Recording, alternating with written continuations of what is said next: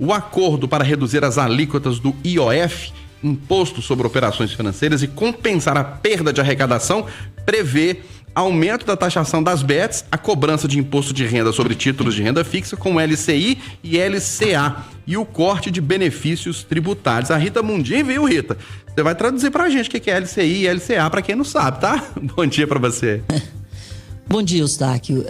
O que acontece? O governo, às vezes, abre mão de impostos para incentivar determinados setores.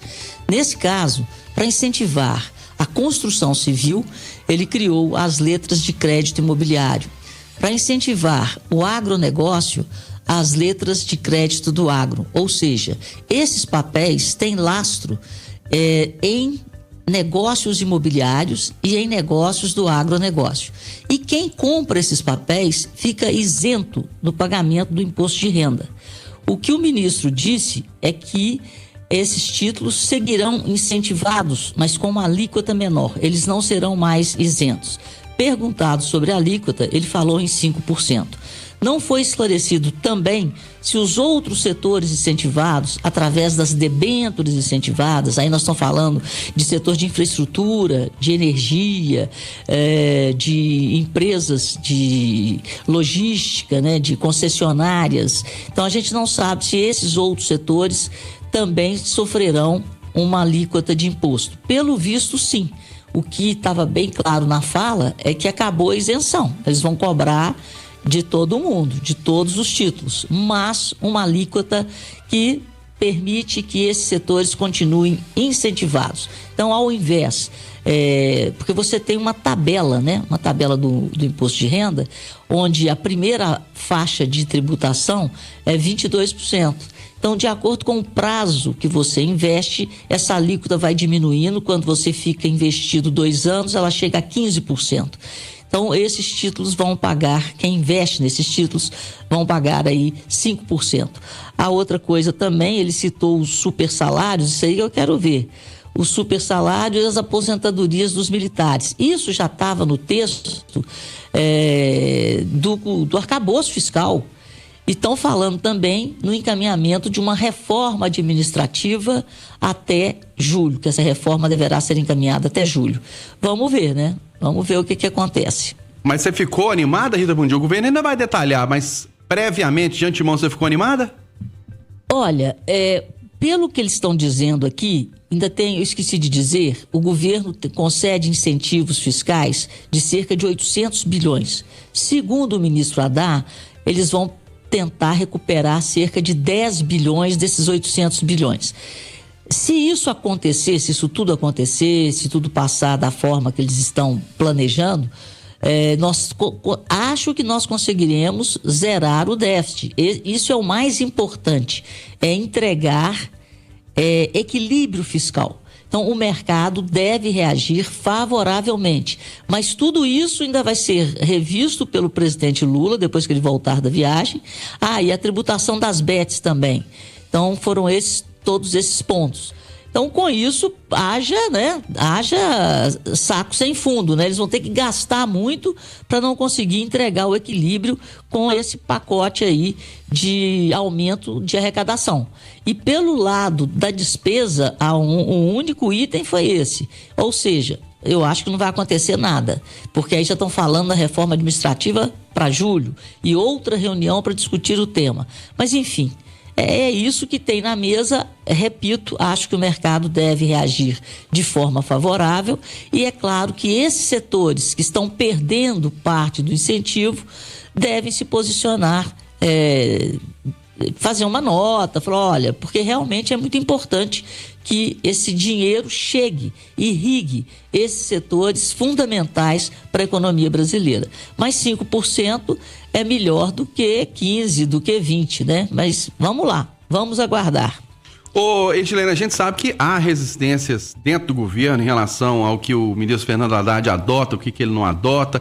Pelas repercussões aí nas últimas horas, o governo ainda vai detalhar essas medidas, mas ficou de bom tamanho aí, o governo está satisfeito por enquanto, o presidente do Senado, o presidente da Câmara, líderes partidários, o que você observou aí ou ainda está muito cedo para falar? Bom dia. Eustáquio Ramos, desde o princípio eu cantei essa pedra e agora mais do que nunca eu acho que é exatamente isso, jogada ensaiada. Depois de tantos passos em falso e passos polêmicos, como foi, por exemplo, a questão do Pix, Fernando Haddad desta vez fez um anúncio por meio da Secretaria do Ministério da Fazenda, dizendo que o IOF poderia ter um aumento e depois jogou a bola para o parlamento, ou seja, se não quiserem aumento, vamos encontrar uma solução. Ele jogou o problema para ser dividido e também divide a solução. Se fosse um aumento de fato do IOF, isso ficaria nas costas do parlamento e não só do governo federal. Agora, como é uma solução que pareceu de bom tamanho, a tributação das bets, o que o Haddad já queria fazer, reforma administrativa que já era uma cobrança principalmente do mercado, então ele traz soluções, mas são soluções compartilhadas, não está apenas no colo da União, do governo federal, está dividida a responsabilidade e dividida a solução com o parlamento. Então, para mim, pela primeira vez nos últimos meses, Haddad antecipou uma jogada que foi uma jogada ensaiada e a princípio, se der certo, parece que funcionou o passo que ele deu, a forma como ele se mexeu no tabuleiro do xadrez. E para você, William Travassos, o cenário vai começar a melhorar, a crise vai diminuir, vai ficar de bom tamanho esse acordo, essas medidas? Bom dia. Bom, bom dia, Eustáquio, bom dia, bancada, bom dia os ouvintes da Itatiaia. É simples, né? O governo gasta muito, precisa aumentar a arrecadação. A gente fala sobre... não existe solução simples para problemas complicados, né? Você vai tocar na parte da BET, né, que é super tributado. Você vai alimentar o outro lado, que é o lado ilegal. A gente tem, na verdade, o que me preocupa, e eu vou ser muito franco com vocês, é assim, a Edilene quando fala em jogada ensaiada e parlamento, Brasília, e a Edilene pode confirmar isso, os deputados, eles funcionam muito, os senadores, muito em função da grana que entra para as suas emendas, né? Então, qual é a moeda de troca nessas reuniões? A gente está falando de um governo que está gastando muito e precisa taxar, ele precisa aumentar a arrecadação, senão ele não consegue manter o equilíbrio fiscal. E aí, alguém vai pagar essa conta. A gente nunca fala em redução de custos, e sim em aumento de custos. E quando eu vou para uma reunião e eu chamo a turma no domingo, eu fico pensando assim, bom, ok, chamaram as lideranças, né, o presidente do Senado, o presidente do Congresso, o que foi prometido em troca? O que vem e o que isso pode gerar para o povo brasileiro a longo prazo? Pode ser uma medida boa? Sim, mas o preço que a gente vai pagar em função das negociações que acontecem para o governo poder implantar um aumento de impostos. Porque, amigo, o negócio lá é grana. É emenda parlamentar, não tem outra saída. Ô Eduardo Costa, quando a gente está em casa e as finanças apertam, não há milagre, a gente fala assim, a partir de hoje eu vou ganhar mais, né? Meu salário vai aumentar. Não é do dia para a noite, não é mágica, né? Sim. No governo tem uma mágica, né? Aumentar imposto. Por que não reduzir gastos? Bom dia. Bom dia para todo mundo. Eu acho que eu já contei isso aqui, não sei se foi aqui no Rádio Vivo, que a minha caçula está formando agora, mês que vem, com a graça de Deus. Amém. Então eu combinei com ela de comprar um vestido cada mês. Por que eu vou comprar todos a vez que é quebrado? Então, isso, tirando outras despesas. É assim que funciona. Eustáquio, a gente vai morrer sem entender Brasília. Aqui, eu estou escutando isso há vários dias, né? O Brasil tem 800 bilhões de incentivos fiscais. Diz que agora eles vão ver se tiram 10%, 80 bi. Eu fico pensando, será que não tem um senador, um deputado, capaz de exigir do Ministério da Fazenda assim, quem são essas pessoas ou instituições? Quais são os benefícios? Para publicar isso. Para eu saber, por exemplo, vai ter um incentivo fiscal que eu vou concordar, outro que não. Você já ouviu falar, eu vou falar em incentivo fiscal o tempo todo, você já viu uma relação de quem leva? Não. Mas ela deve existir, ué. Outra coisa, super salários. Quem ganha super salário?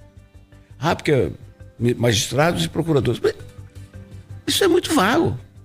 Quais são os super salários? Quais são as pessoas que estão recebendo? A relação é dinheiro público.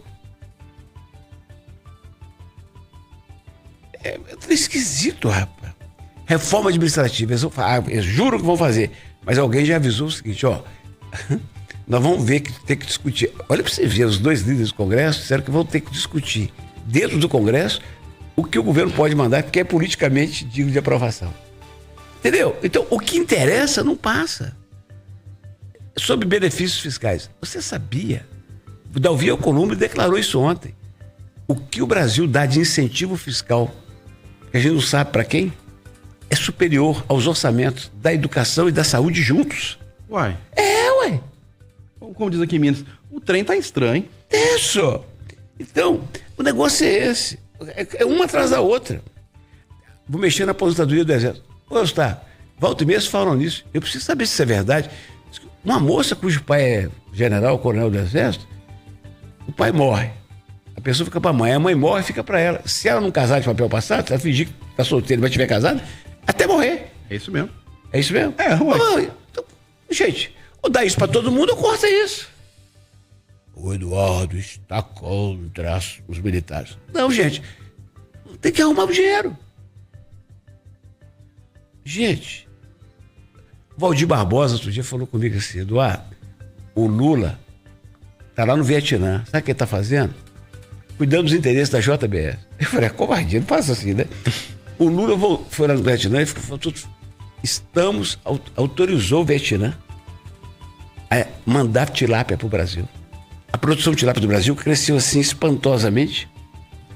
Já estamos no 3º ou 4º. Minas já é o 3º estado, vai passar São Paulo até o fim do ano. E tem uma cidade nossa aqui, Morada Nova de Minas, Morada Nova, que já é considerada a capital nacional da tilápia. O Lula foi lá e autorizou a tilápia vir de lá para cá. Claro que ela vai chegar mais barato por causa da mão de obra lá e vai arrebentar com os consumidores, com os produtores aqui que estavam todos empolgados. Em contrapartida, a JBS, daqueles irmãos Batista, de triste memória, está anunciando 2 fábricas para processar a carne brasileira lá. Mas é muito bom a exportação da carne brasileira. Eles estão trazendo tilápia para cá para matar o negócio aqui. E levando a carne para ser processada lá, como nós levamos o minério. Não criando emprego aqui. Você consegue entender essas coisas? Não. E qual é o valor de uma canetada dessa? Aí, lembrando que essa JBS, o ministro do Supremo, recentemente falou, essa multa não existe, cancelou a multa de 10 bi. Agora, para encerrar de uma forma menos caótica, mais alegrinha, sexta-feira passada, agora no Jornal da Noite, eu estava falando sobre isso e eu estava antecipei nada. Estava correndo aí já. Esse aumento da taxação das bets de 12% para 18% do bruto. Aí eu estava imaginando a ligação do chefão lá, dono da empresa lá do Reino Unido, por Eustáquio Ramos, que é o correspondente dele aqui. Falou, meu caro, pois não, chefe. Que negócio é esse que os caras vão aumentar em 50% da nossa taxação? Falou, chefe, infelizmente vão. Mas que país é esse? Que esculhambação é essa? Tem 1 ano que aprovaram a lei e já vão mudar. O cara, seu chefe, não fica bravo não, sabe por quê? Essa taxação já era que ia sair ano passado. Só que o nosso lobby dos nossos amigos da bancada do jogo, aquela turma que a gente ajuda, conseguiram derrubar. Então agora não tem jeito, mas vai para 18. Falou, mas 18. Falei assim, calma, chefe. O trabalhador brasileiro que ganha acima de 4 mil, ele deixa 27,5% só no imposto de renda na boca do caixa. Então nós estamos pagando muito menos. É doido, eu não entendo. E a gente tem que falar sobre as bets clandestinas, sobre o contrabando de cigarro nesse país e o quanto a gente perde de dinheiro com esse tipo de coisa. Porque você vai num comércio popular e você encontra cigarro que foi contrabandeado nos grandes centros. E existem verdadeiras organizações criminosas ganhando dinheiro com isso. E o pior, uma parcela da população que, por questões financeiras, acaba optando por isso porque é mais barato. Oi, Edilene Lopes. A partir de hoje, o Supremo Tribunal Federal inicia os interrogatórios dos 8 acusados de tentativa de golpe de Estado em 2022. Entre eles, o ex-presidente Jair Bolsonaro vai ficar frente a frente com o seu maior desafeto, o ministro Alexandre de Moraes.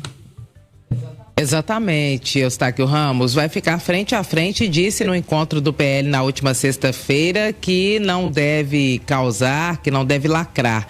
Qual que é a possibilidade do ex-presidente Jair Bolsonaro não trazer uma surpresa ou um discurso muito combativo durante esse depoimento? Ela é praticamente zero. Bolsonaro fechou sua agenda na semana passada, praticamente. Eu conversei com interlocutores dele a semana inteira para se preparar para esse depoimento. Escutou todos os depoimentos da última rodada e passou o final de semana com seus advogados em São Paulo, se preparando para esta segunda-feira. Também fez agendas públicas, todas divulgadas nas redes sociais, mostrando o apoio que recebe de populares quando chega de surpresa em algum lugar.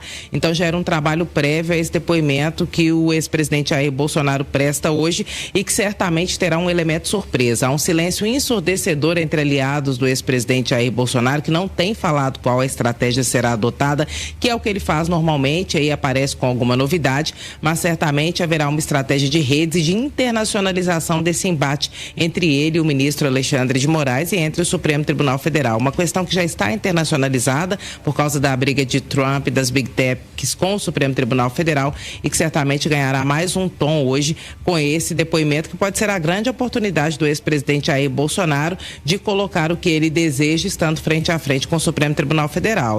E para você, Rita Mundinha, a expectativa para esses depoimentos agora dos acusados da tentativa de golpe? Pois é, eu acho que Bolsonaro realmente deve ter se preparado muito para esse depoimento. Como disse a Edilene, nós estamos no momento da internacionalização da fala de Bolsonaro, em reação ao Supremo. Então, a coisa deve estar sendo bem preparada e Bolsonaro será Bolsonaro. E a gente já vê, da mesma forma que a gente vê um roteiro, né, para a prisão de Bolsonaro, nós estamos assistindo um roteiro para que isso não ocorra. E essa é uma oportunidade dele se colocar. E ele é muito sincerão, então eu acredito que ele será Bolsonaro, mas dessa vez bem preparado. Ele não falará de improviso. Eu acho que as coisas foram colocadas para ele, né, da forma que ele deverá, assim, se postar para que ganhe força em nível internacional essa polêmica. Ô, William Travassi, a sua expectativa? Porque a Polícia Federal, quando fez o inquérito, disse que tem provas robustas contra o ex-presidente, o Ministério Público Federal ratificou, denunciou os acusados e agora Bolsonaro está nas vias da justiça e agora vai prestar depoimento essa semana. Eu espero um julgamento dentro da razão, porque se a gente for deixar a emoção levar, e nós vimos já em alguns momentos o Alexandre de Moraes dando voz de prisão ou ameaçando, né, um depoente de prisão, eu não duvido nada, né, do que, em função de uma fala do Bolsonaro, que também tem um discurso muito emocional, que já falou sobre perseguição, dele receber uma voz de prisão durante esse depoimento. Então, assim, é uma expectativa grande, e em um momento de tensão, porque a gente ainda... A Edilene falou mais cedo, né? Tá todo mundo em silêncio do lado do Bolsonaro. Então, a gente não sabe qual é a estratégia, né, e o que pode acontecer nesse depoimento. Não sei se ele acontece hoje ou amanhã, mas eu tenho mais foco hoje, por enquanto, no Mauro Cid, no depoimento dele. E vai ser o primeiro a depor porque é o delator, Eduardo Costa. Exatamente, os demais por ordem alfabética. Os holofotes estarão mais ligados, estarão mais assanhados na quarta, provavelmente na quarta ou quinta-feira que o Bolsonaro vai depor. Mas eu estou para te dizer que o grande depoimento é o primeiro. E estou para dizer mais, hein? O couro vai comer. Vai pegar fogo hoje no plenário do Supremo. Você sabe por quê? Por quê? Porque eu conheço advogado de defesa. O advogado de defesa, quanto melhor ele é, mais pro ataque ele vai quando ele está acuado. Se não for a única, esta é a grande...